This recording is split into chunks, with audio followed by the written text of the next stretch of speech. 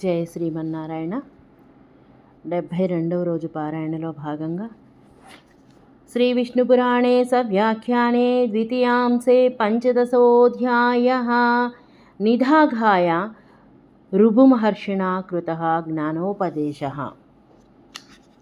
నిన్నటి భాగముకు కొనసాగింపుగా ఋభురువాచః. ఋభువు పలికెను, క్షుద్యస్య తస్య భుక్తే నే తృప్తి బ్రాహ్మణ జాయతే నమే క్షుదభవ తృప్తిం కస్మాన్ మాం ద్విజ పృచ్ఛసి. ఆకలి అయిన వానికి అన్నము తింటే తృప్తిని కలుగును, నాకు ఆకలి కాలేదు బ్రాహ్మణ, నన్నెందుకు అడుగుచున్నావు?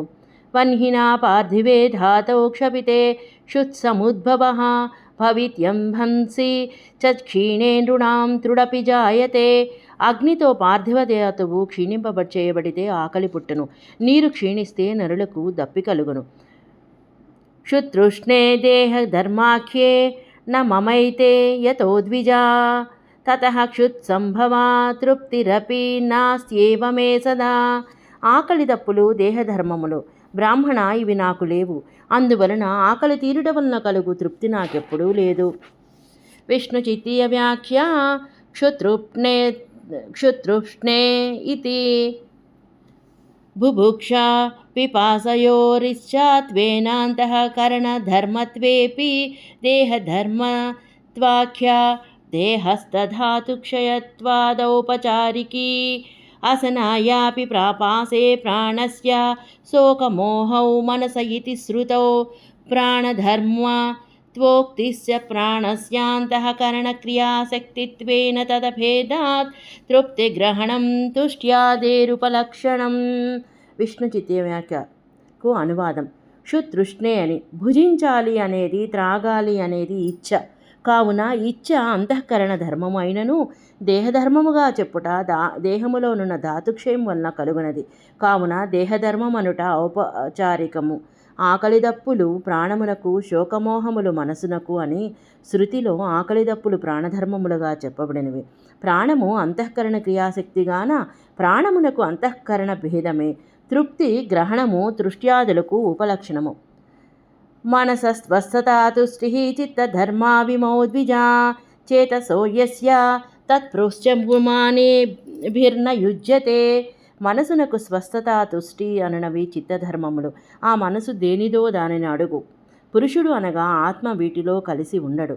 విష్ణు చిత్తీయ వ్యాఖ్య మనస ఇతి ఏతద్ధర్మత్రయం మే సదాస్తి ఇత్యుపచారః. వస్తుతస్తు మనస ఏవ స్వస్థతాదయో ధర్మాః తస్మాద్యస్య చేతస ఇమే ధర్మాః తచ్చేతసా ఇమాంశ్చిత్తధర్మాన్ పృచ్ఛ. విష్ణు చిత్తీయ వ్యాఖ్యకు అనువాదం. మనస అని ఈ ధర్మత్రయము నాకెప్పుడూ ఉన్నాయి అనున్నది ఉపచారము. వాస్తవముగా స్వస్థతాదులు మనసుకే కావున ఏ చిత్తమునకు ఈ ధర్మములు ఉండునో ఆ చిత్తమునే ఈ ధర్మముల నడుగుము అని అర్థము. క్వ నివాసస్తవేత్యుక్తం క్వ గంతాసి చ యత్వయా కుశశ్చ గమ్యతే తత్ర త్రితయేపి నిబోధమే. నీ నివాసం ఎక్కడా అని పెడిగితివి, నీవు ఎక్కడికి వెళ్ళుచున్నావు అన్నావు, ఎక్కడి నుండి వచ్చుచున్నావు అని అడుగుచున్నావు.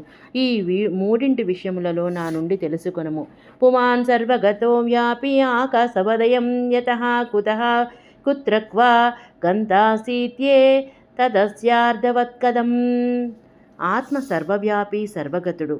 ఇతను ఆకాశము వంటివాడు. కావున ఎక్కడ నుండి ఎక్కడికి వెళ్ళుచున్నావు అనున్నది ఎట్లు అర్థము కలదగును.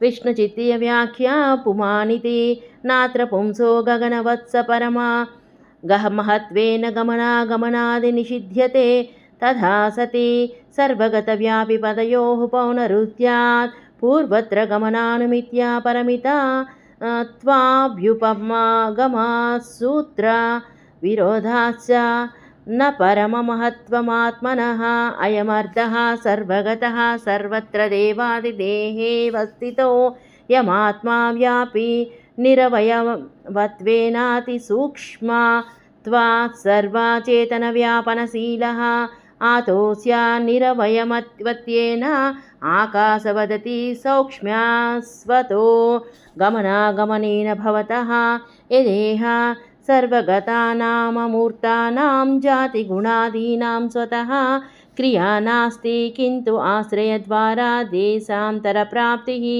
एवममूर्तस्वस्यात्मनोऽपि चेतनद्वारा देशान्तरप्राप्तिः यदा स वाहनस्य पङ्गोः यथोक्तं पूर्वत्र अहं त्वं च तथान्ये च भूतैरुह्यामपार्थिवा उपभोगनिमित्तं च सर्वत्रागमनक्रिया इत्यादि एवं पूर्वापरा विरोधादयमेवार्थः अस्य तवै तद्वचः కథమర్థవదిత్యన్వయః. విష్ణు చిత్తి వ్యాఖ్యకు అనువాదము. పుమాన్ అని ఇచట పురుషునికి గగనము వలె పరమమహత్తుగాన గమనాగమనాదులు నిషిద్ధించుటలేదు. అలా నిషేధించినచో సర్వగత సర్వవ్యాపి పదములకు పునరుక్తి దోషముల సంభవించును. ఇంతకు పూర్వము గమనమును అనుమతించినందువలన పరిమితత్వమును అంగీకరించినాము. కాన సూత్ర విరోధము సంభవించును. ఆత్మకు పరమమహత్వము లేదు అనగా సర్వగత అనగా అంతటా దేహములో అనగా దేవాది దేహములలో ఉన్న ఈ ఆత్మ వ్యాపించి ఉన్నది. అవయవములు లేవుగాన అతి సూక్ష్మమైనది అయినందువలన సకల చేతనములందు వ్యాపించు స్వభావము కలది. అందువలన ఈ ఆత్మ అవయవముగాన ఆకాశము వలె అతి సూక్ష్మమైనందువలన స్వతః గమనాగమనములు ఉండవు. సర్వగతములైన అమూర్తములైన జాతి గుణాదులకు స్వతః క్రియ లేనట్లుగా అట్లే ఆశ్రయ ద్వారా దేశాంతర ప్రాప్తి ఉన్నదో ఇట్లే అమూర్తమైన ఆత్మకు కూడా చేతన ద్వారా దేశాంతర ప్రాప్తి. కుంటివాడు వాహనముతో దేశాంతరమునకు వెళ్ళునట్లు పూర్వము ఈ మాట చెప్పియున్నారు కదా రాజా. నేను నీవు ఇతరులు కూడా భూతములచే మోయబడుచున్నాము. కర్మానుభవమునకై అంతటా రాక సంభవించును ఇత్యాది ఇట్లు చెప్పుకున్నచో పూర్వాపర విరోధము లేదుగాన ఈ అర్థమునే చెప్పుకొనవలేను. కావున ఇప్పుడు నీవు మాట్లాడిన ఈ మాట అర్థము కలదిట్లగును అని అన్వయము. సోహం నగంతా నాగంతా నైకదేశ నికేతనః త్వం చాన్యే చ నత్వం చత్వం నాన్యే నాహమప్యహం. కావున నేను వెళ్ళువాడను కాను, వచ్చువాడను కాను, ఒకే చోట ఉండువాడను కాను. నీవు ఇతరులు, నీవు కాదు, నీవు ఇతరులు కాదు, నేను కాదు. విష్ణు చిత్తీయ వ్యాఖ్య. అతస్వతో మమ గమనాది న సంభవతి దేహ ఏవ గమనాది కర్తేత్యభిప్రాయేణాహ సోహమితి యదాహం న గమనాదికర్తా ఏవం త్వం చాన్యే చాత్మానః నన్మస్తిహ్యహం గచ్ఛామీతి ప్రత్యయః తత్రాహ న చ త్వమితి యస్వయా గమనామాది కర్తాత్మత్వేనాభిమతో దేహః న సత్వం ఏవముత్తరయోగః. విష్ణు చిత్తీయ వ్యాఖ్యకు అనువాదం.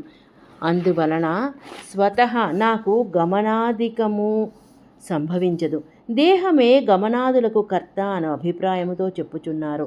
సోహం అని నేను గమనాదికర్తను కానట్లు నీవు కావు, ఇతరులు కూడా కారు అనగా ఇతర ఆత్మలు కావు.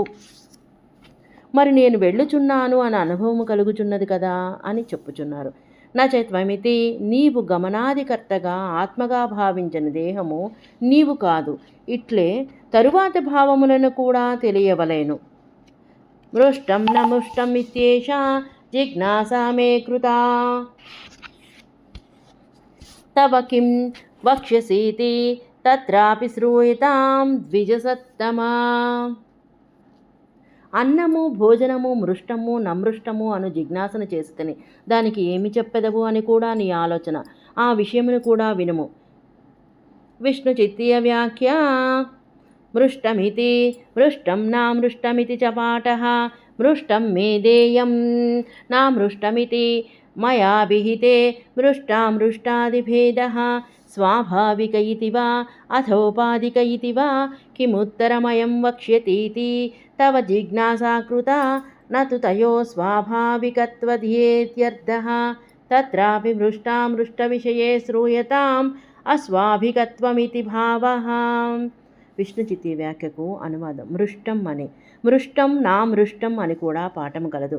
నాకు మృష్టమునే ఇయ్యాలి, అమృష్టమును ఇయ్యరాదు అని నేను పలుకగా మృష్ట అమృష్టాది భేదము స్వాభావికముగా లేక ఔపాధికమనా ఇతను ఏమి ఉత్తరము చెప్పును అని నీలో జిజ్ఞాస కలిగినది కదా.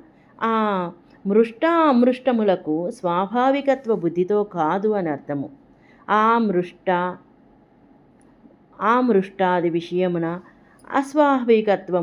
అస్వాభావికత్వమును వినుము అని భావము. సశేషము. జై శ్రీమన్నారాయణ.